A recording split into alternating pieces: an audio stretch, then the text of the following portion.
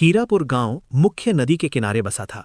हरियाली, खेत और शांत वातावरण से भरा ये गांव बाहर से बहुत सुखी लगता था। लेकिन इसी गांव में दो युवा रहते थे, रघु और माधव, जिनकी सोच और जीवन शैली एक दूसरे से बिल्कुल अलग थी। रघु गांव के सबसे धनी किसान रामलाल का इकलौता बेटा था। उसके पास खूब जमीन थी, पक्का मकान था और खेती का पूरा काम संभालने के लिए कई मजदूर थे। रघु को बचपन से किसी चीज की कमी नहीं रही। उसका दिन देर से शुरू होता था। सुबह लगभग 9 बजे उठकर वो खेतों में बस एक चक्कर लगाता, मजदूरों को इधर उधर के निर्देश देता और फिर चौपाल पर बैठकर दोस्तों के साथ गप्पे मारता या घर लौटकर आराम करता।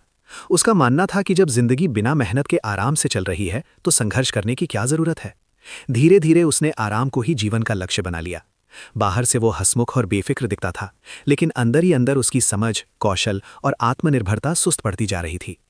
दूसरी ओर माधव एक साधारण किसान परिवार से था। उसके पिता का देहांत कम उम्र में हो गया था और परिवार के पास थोड़ी सी जमीन ही थी। माधव जानता था कि अगर उसे अपनी माँ और खुद का जीवन संभालना है तो मेहनत के अलावा कोई रास्ता नहीं है। उसका दिन सूरज निकलने से पहले शुरू होता था। वो अपने छोटे से खेत में पूरी लगन से काम करता, दिन में मजदूरी करता, शाम को गांव के बच्चों को पढ़ाता और रात को नदी से मछली पकड़कर कुछ अतिरिक्त कमाई करता। संघर्ष उसके लिए मजबूरी नहीं बल्कि सीखने का जरिया बन गया था। वो समझ गया था कि केवल शारीरिक मेहनत काफी नहीं है, इसलिए खाली समय में पुरानी किताबें पढ़कर ज्ञान बढ़ाता रहता था। उसका सपना था कि किसी दिन गांव के लिए एक नहर बनवाएगा ताकि हर किसान को पानी मिल सके।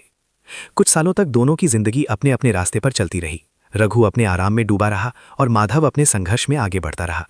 तभी अचानक गांव में भीषण सूखा पड़ गया। नदी का जलस्तर इतना नीचे चला गया कि खेतों की सिंचाई लगभग बंद हो गई। सबसे पहले संकट रघु के खेतों पर आया। उसने कभी खेती की बारीकियों को खुद नहीं समझा था और पूरी तरह मजदूरों पर निर्भर रहा था। पानी की कमी होते ही मजदूर गांव छोड़कर चले गए। रघु के पास ना कोई अनुभव था, ना कोई योजना। उसने आराम के दिनों में कभी भविष्य की चिंता नहीं की थी, ना ही बचत की थी। अब उसका पक्का मकान और जमीनें उसे पानी नहीं दे पा रही थीं। धीरे धीरे उसकी जमा पूंजी खत्म होने लगी और उसे लोगों से उधार लेना पड़ा। जिस आराम को वो जीवन समझता था वही उसे अंदर से खोखला कर चुका था। माधव के खेत भी सूखे, लेकिन उसका संघर्ष अब काम आने लगा।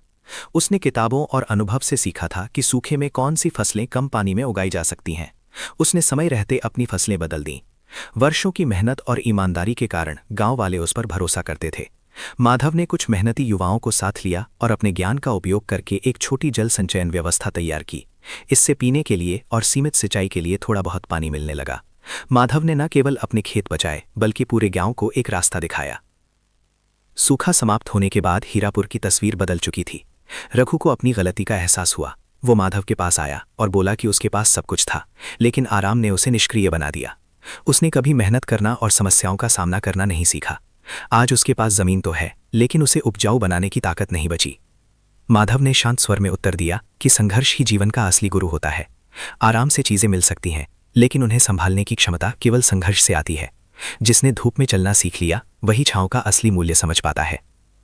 बाद में माधव ने गांव की अगुवाई की और सरकारी योजनाओं की मदद से एक बड़ी नहर बनवाई, जो उसका वर्षों पुराना सपना था। रघु ने भी अपनी बची हुई जमीन पर माधव के साथ मिलकर मेहनत करना शुरू किया। अब उसने समझ लिया था कि सच्चा सुकून बिना मेहनत के नहीं बल्कि संघर्ष के बाद ही मिलता है। ये कहानी हमें सिखाती है कि आराम एक मीठा जहर है जो क्षमताओं को धीरे धीरे खत्म कर देता है, जबकि संघर्ष एक तपस्या है जो इंसान को मजबूत, समझदार और सफल बनाती है। जीवन का असली सुख उसी आराम में है जो संघर्ष के बाद मिलता है, न कि उस आराम में जो बिना प्रयास के मिल जाए। ऐसी ही प्रेरणादायक कहानियां हर दिन सुनने के लिए वीडियो को लाइक, चैनल को सब्सक्राइब और बेल आइकन दबाना ना भूलें।